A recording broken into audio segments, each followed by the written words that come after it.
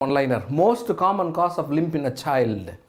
If they ask a question, usually, the age is between 3 to 10 years. This will be the most common cause of a limp in a child. When you come across this, right, please read whether the limp they had mentioned just as a limp, a painful limp or a painless limp, something like that. If the question, it is a painful limp, the most common cause of a child, the most common cause is always, it is called transient synovitis hip. That's the most common cause. Okay, the limp in a child, if it's a painful limp, the most common cause in the whole world is transient synovitis hip. Okay, what do you mean by transient synovitis hip? Transient synovitis hip, some books are using the word, this is otherwise called observation hip.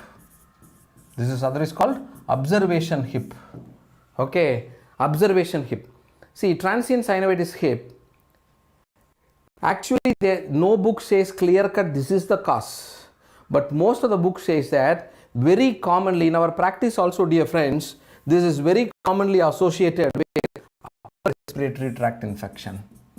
A child usually will present like this. When you ask, when the patient, the baby is brought to the OP with history of limp, a painful limp.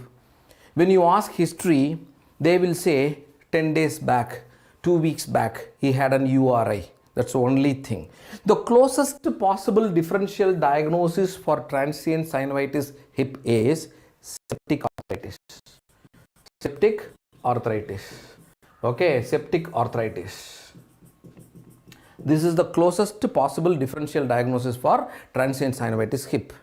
In both the situations, both the things happens in child 3 to 10 years. Septic arthritis is a very serious condition. Transient synovitis hip is a harmless condition. How to differentiate this? In transient synovitis hip, they will present you with a low grade fever, otherwise most of the time no fever.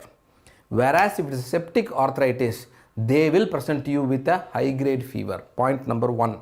Point number 2, C-reactive protein is very normal in transient synovitis hip. C-reactive protein is very much elevated in septic arthritis. Point number 3.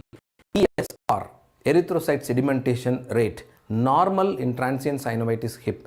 It is elevated in septic arthritis. Okay, this is the closest possible differential diagnosis. What is the treatment of transient synovitis hip? Observation. Just you have to immobilize the child. Give bed rest to the child for 14 days. Okay, antibiotics is not needed.